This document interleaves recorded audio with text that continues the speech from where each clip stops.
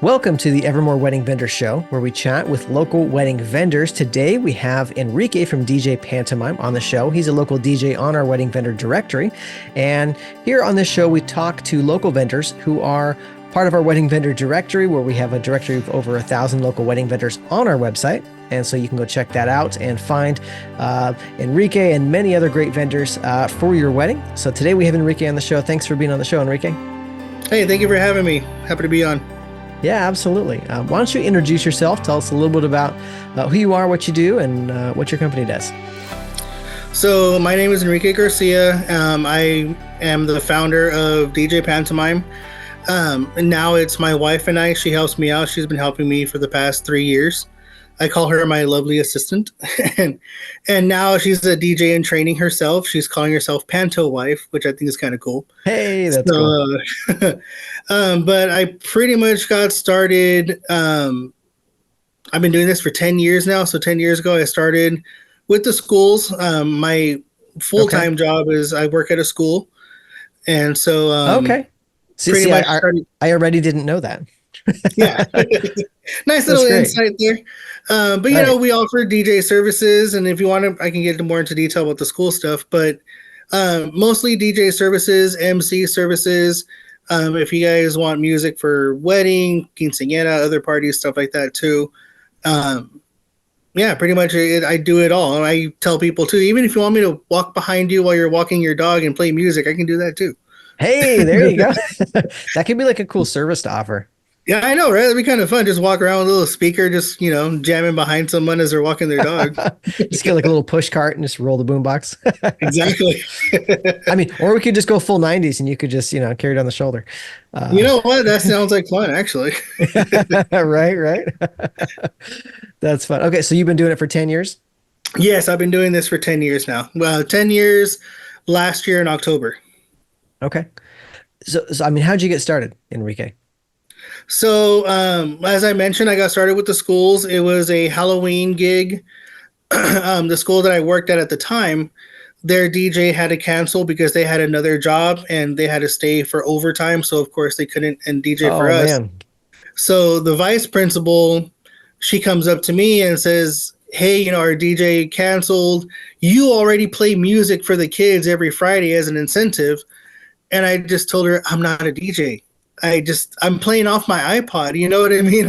Right. I didn't She's know what like, I was you doing. are now. Exactly.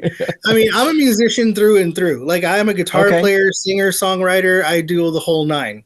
Oh, you know, okay. I've been in bands. Cool. Yeah, I've been in bands. I've toured California too. But what do you play? I play guitar. Nice. Yeah, I play guitar, a little bit of bass, drums, sing, and do all that stuff too. So, cool. Yeah, and I used to be in a band, and one of the reasons why I like DJing is because I'm not in a band anymore. And so I miss the stage, I miss the lights, I miss the vibe, the fun, and just wanted to get back into it. So, you know, going back to the beginning, she said, you know, you already play music for the kids love you, you know, just come and do this whole DJ thing. And I'm like, okay, I have virtual DJ on my laptop. I didn't have a controller, I didn't have turntables, none of that stuff. Okay. And I survived an hour and a half. I don't know how I did it. You know, I was just there with my mouse pad trying to transition songs and oh man, had no clue what I was doing. Absolutely nothing. And the kids loved it. They danced the whole time, the whole hour and a half that it was a Halloween dance, by the way. And they loved it. I loved it. I was just like, okay, maybe there's something here. That's cool. Halloween is the birth of DJ Pantomime. Yeah. You were accidentally forced into being a DJ at work and went, wait a second, I love this. Yeah, exactly. Exactly what happened. That's awesome. That's a pretty good origin story right there. Yeah, it's just one of those things that it was a hidden talent I didn't even know I had. You know, and I've already had music in my blood. I've always had the guitar. I've always had, you know, my bands, my songwriting, my lyrics, everything. So I always had music in me, and now I'm just sharing it in a different way. You know, that's cool. So what's your favorite kind of music then? Personally, for me, I'm a heavy metal guy. Okay. So, you know, Metallica, Korn, Static X, Il Nino, all of those bands, like yeah, that's my language, that's my style. But my style and my style in DJing too, they kind of go hand in hand. Because have you ever seen the movie Slumdog Millionaire? Oh yeah. So I kind of base it kind of like that, because when people ask, "Oh, we want cumbias, we want reggaeton, we want, country, this or that," like I can do it all because my mind already knows a lot of music. I kind of go into like this whole different realm. So if someone says, "Oh, I want country," my mind goes to that one time I was 15 years old and I heard a lot of country. My mom loves country, so I just now Okay. I know this style, and I can kind of tap into that and then kind of read a crowd and get into their vibe as well. If they want cumbias, growing up Mexican in a Mexican family, that's all I heard. So my mind goes to every single party we ever had, and I kind of just tap into that. So just like in Slumdog Millionaire, they ask him a question, and his brain goes to that one point in time, and he knows the answer. So I'm known, rock and metal because of myself, friends, some family, rap, hip hop because of my uncles. Like I can tell you where all my music influences come from. It's crazy. Okay. Well, that's cool. I mean, that makes you perfectly suited to DJ then, because I hope so. a diverse, range of music styles. Yeah, right away my Rolodex just starts going, Like when people tell me a direction to go in and I hit a song and it hits perfect, people are dancing, all of a sudden I become like a YouTube suggestion page and I'm like, well, you might also like this and you might also like that. Ah, So that's I don't know, cool. that's just how my brain works. I'm weird. I mean, we're all weird. Right. Everybody's weird as soon as you start talking to people. Right. That's it. But I mean, hey, that's what makes us us. That's what makes us different. So Exactly. that is cool. Okay. So now that we know your origin story and your superpower, what is your, let's call it, the unique selling point? As you're talking to a couple and you're like, okay, this is what's special about me. This is why you should get DJ Pantomime instead of so and so, so and so, so and so. Like, what makes you different? What I would say makes me stand out over a lot of people is I like to have a conversation with the couple. I talk to them. I try to get to know who they are, and I want to relate to them in whichever way I can.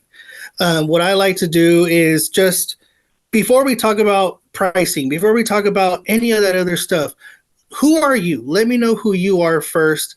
I want to Right. be as personal to you because this is your day. This is nobody else's day.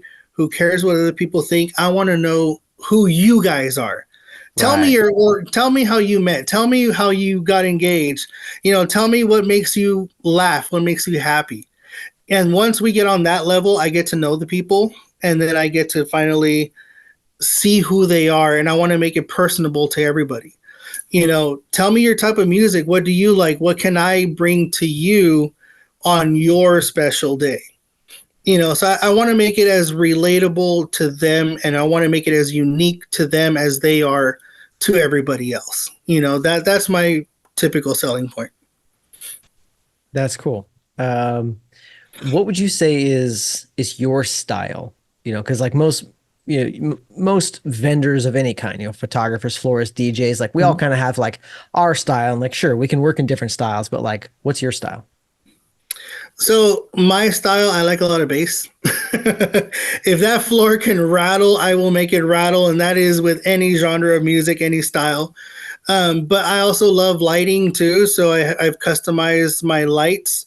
I don't, buy like a gig bar or anything. I've literally put a lot of thought and a whole just a lot of thought basically, and customize on my own like light bar and stuff. So but my style again is also catered to whoever it is that hired me. I'm almost like a chameleon where I can just like transform into whatever you want me to be.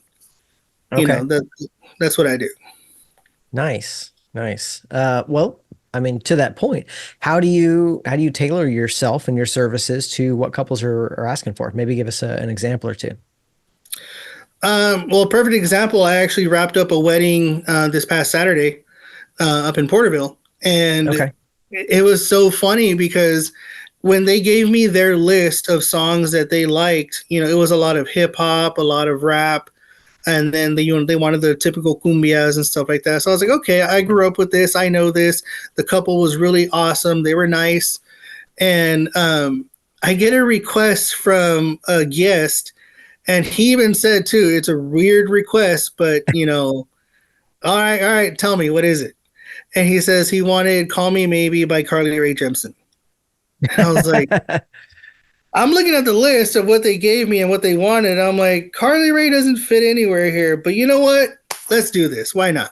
Right. So I got on the mic and I'm like, if they hate it, I'm going to let it be known that it was a request. Okay. Right. I was like, all right, guys, I just got a request. I want you to lose your minds for this song. And I hit it. Oh my God, they lost their minds. They started singing along. They were jumping. They were dancing. They were having a great time. And I just thought it was the coolest thing ever, because those are the moments I look for. Yeah. I created that moment from a request. And then after that, I hit them with like Taylor Swift, because I'm like, okay, if they like Carly Rae, they'll like the newer Taylor Swift. That hit. And then I went into Mr. Brightside from The Killers, and that hit. Skater Boy from Avril Lavigne, and that was it's kept progressing. And I was just like, are you serious? This is nothing of what they told me. But because again, my mind went to, okay, now this like early 2000s pop rock, it hit, and it hit so perfect, and I loved it. Wow. Yeah. So I can cool. Like mold myself into anything just by that one little suggestion, that one request. I was able to make at least a half an hour worth of a moment, That is great. That is good. Okay, so let's flip the script. Do you have a good horror story? You've been doing this for 10 years. Drunk people are my horror story. They're always my horror story. Once they've had a little too much and they're just like constantly, hey, can you play this song? I'm like, oh, can you just please go away? Know, and I handle myself very professional. I've never pushed anybody, yelled at anybody or anything. You know what I mean? I always try to keep control of myself, because if I can control myself, I can control the situation. But right. I have gone to a few couples or even security. Hey, so and so is really bothering me. Can you just have them keep them away? Yeah. Mostly I'll talk to whoever knows that person. This way they can talk to them however they know how to talk to them. But once they have a little too much to drink, that's always going to be a horror story for me, where they're just like constantly, hey, can you do this? One guy I had tell me, do you want me to do your job for you because you're not doing it right? I'm like, okay, now you just got to walk away. Like, you see the dance floor is popping, right, and you're over here, talking to my ear, and it's just like, you smell like alcohol. You're not in your right state of mind. Just, okay, now you got to get away. Right. It really made me mad, but I had to stay calm in that moment, but it is what it is, and I know that's how people can get sometimes, and it's not everybody. And that, honestly, within the last 10 years has only happened a handful of times, and I'm thankful it doesn't happen more often. Right. But, again, I handle it with professionalism all the time. Yeah. Yeah. I think the majority of my horror stories are in the same vein. Yeah. It's, if you hang out too long at the reception and there's too much to drink, that's usually when all the horror stories happen. Yeah, but, exactly. Yeah. Yeah. That's just how it goes. One that was not alcohol for me. One time I was filming a wedding, and I was filming solo by myself, and we had to set up, I had to set up lights and cameras. I was like running like 3 cameras and 2 lights, like doing all this stuff. And they had a tent, but it was a small tent. So it had like a 7-8 foot opening to get into the tent. So it was short. It was a small tent. And it was a smaller venue, and a small wedding, gorgeous and everything, but just tight. And like the dance floor is under the tent, and they last minute moved. It was in the series of formalities, bouquet and garter toss and dances and stuff. They were kind of swirling it all together, and they were doing stuff under the tent. And then and they were like, and now we're just gonna go out on the grass outside the tent for one of the other formalities, just like go random. Right. And I'm like, okay, and I like move all my stuff, and set it. And then they're like, and now we're going back under the tent for like the other thing, back to the dance floor. And I'm like, like, because I'm over here like I gotta move like 5 things.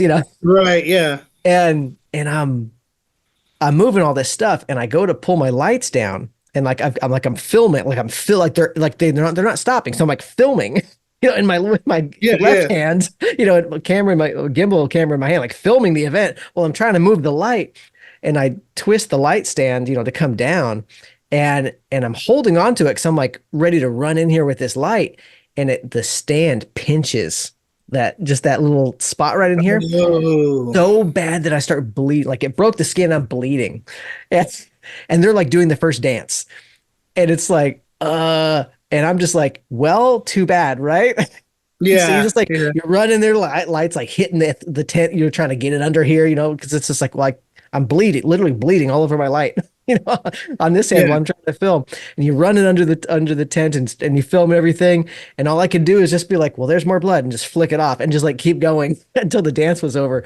That is dedication. And you're just like, okay, that was crazy. Like I had a first aid kit in my car. So it's like, as soon as the dance was over, it's like, okay, nothing's happening for 10 minutes. Let me go out and get a Band-Aid, like clean this thing up. But you're just like, just crazy things happen, when things are not planned with a good flow. Yeah. And it's like, and we're moving. It's like, we don't have to move. Like the moves don't have to happen. So like, I know we're always checking in with the DJ, like, okay, what's happening and where's it happening? That way we know. And if we have to move stuff, we know, because you never want to get caught in that kind of situation where you're just like, I have to move things really fast and I hurt myself and I just got to keep going. But I'm glad you said that, because I love when I work with photographers also, and they come and we communicate like, okay, this is happening now. You be ready for this. And because a lot of times I ask the couple, hey, can you share with me your itinerary? I want to know the flow of the events and what do you want me to announce next? A lot of the times I can kind of just do my own thing in the sense of, let me say how I would like to say it or how I feel it should be said. But give me the times. What do you want to do next? What's going to happen now? So I'm glad you mentioned that last part, because I like working with other people too. Yeah. Well, because it's a collab. I mean, weddings are a collaborative thing where it's like, there's, the couple's got a vision, and so does the photographer and the videographer and the DJ and the coordinator and every florist, like everyone's got, and we all got to come together to create this amazing day for the couple. It takes the village. Yeah. So super fun. I mean, I got married this last November myself, and congratulations for you guys as well. Thank you. And a lot of our vendors, they were local vendors, small businesses as well. And I literally created an itinerary for us, and I sent it to everybody: the photographer, the coordinator, the DJ, even the caterer had one, because I wanted everybody to be on the same page. Who was going to be where at what time, and it flowed so smoothly. That's nice. Because when you have that cooperative group that's just like, we're in this together, let's work together, and they actually do, it made everything so nice. It made everything beautiful. Absolutely. Well, that is fun. We're going to take a quick break to hear from our sponsors, and then we'll come back and hear some great advice from Enrique. If you're planning a wedding in Central California, you have to check out the Evermoore Wedding Vendor Directory. We've built one of the most comprehensive directories for local wedding vendors in the Central California area. You can sort by county and by category, so you can find anything from hair and makeup to cake bakers to videographers, photographers. We have it all.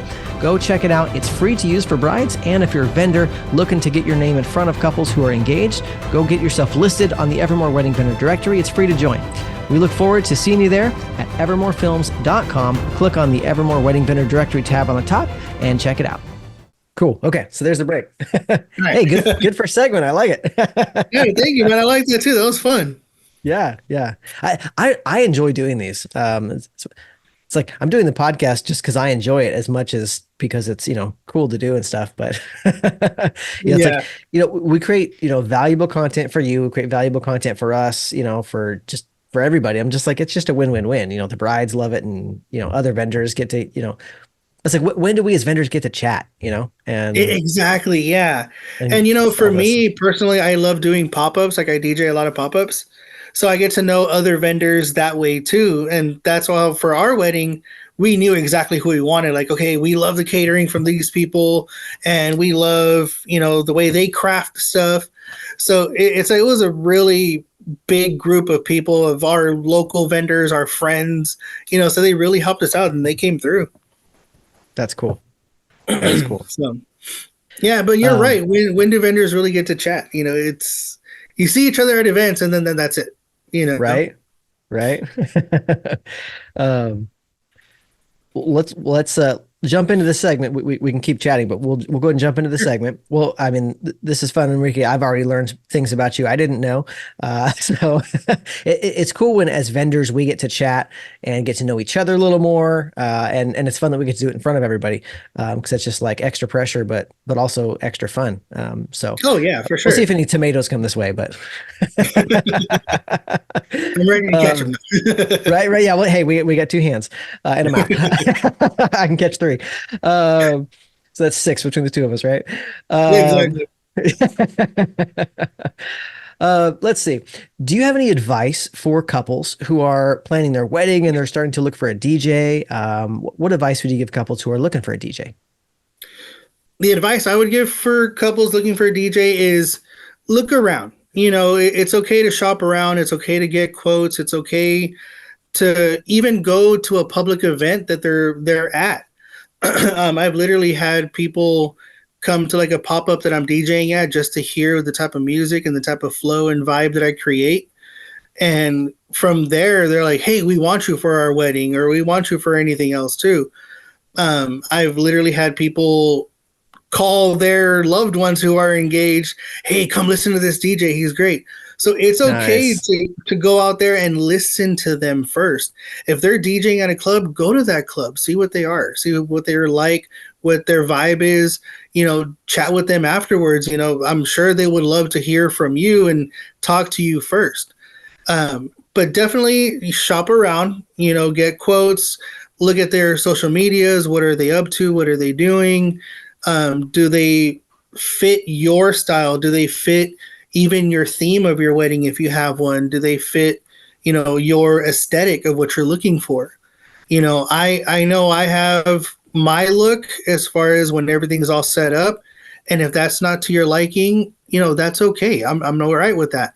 There will be a Right. DJ out there that has the TV screens and the monitors and this and that and the other. I'm not there yet. I've been doing this for 10 years, but I'm literally from the ground up. So I don't have the TV screens. I don't have all these other things like other DJs do. So some people pass me to get to that, and that's fine. And I'm one who has numbers of other DJs. Hey, well, you know what? So and so has this. Give them a call. See what Yeah. they like. So look for your aesthetic, look for your theme. What do you really want? If you want just music and lights, maybe it's this person. If you want, the dancing on the cloud, which is very popular. If you want the cold sparklers, which is very popular. Personally, I don't have those. I'm not rich enough to buy those yet, But hey, I know someone who does, and if you would rather go with them because of that, by all means, it's your day.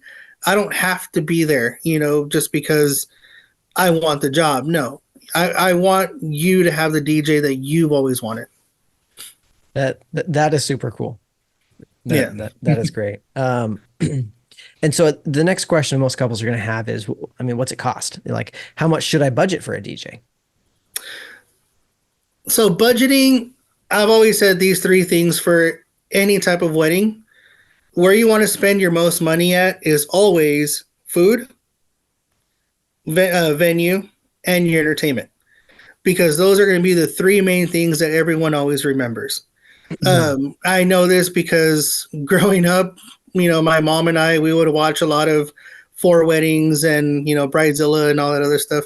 I'm one of the very few guys that would admit that. Okay, there you go. Yeah, and that's how I knew like a lot of stuff going into DJing weddings, because I saw what was happening even on TV. But always budget the most for those things, because that's what's very important. Your venue is always going to be important. Your food's always going to be important, and your entertainment. Can this entertainment uphold 4 hours worth of dancing? Can they hold, the mic and talk well and not, sound childish or it's not professional? Right. So definitely budget somewhere in the middle range between food and venue.